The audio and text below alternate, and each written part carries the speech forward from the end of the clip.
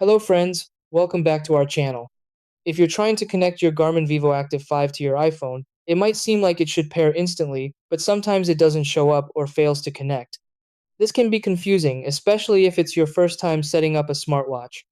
Unlike simple Bluetooth devices, Garmin watches need to be connected through the Garmin Connect app, not just regular Bluetooth settings.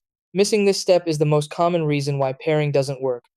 The good thing is that once you follow the correct process, your watch will sync perfectly with your iPhone, letting you track fitness, notifications, and more without any issues. Try these. Step 1. Turn on your Garmin Vivoactive 5. Step 2. Download and open the Garmin Connect app on your iPhone.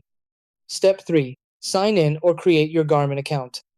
Step 4. Enable Bluetooth on your iPhone. Step 5. Tap Add Device in the app and select your watch. Step 6. Follow on-screen instructions to complete pairing.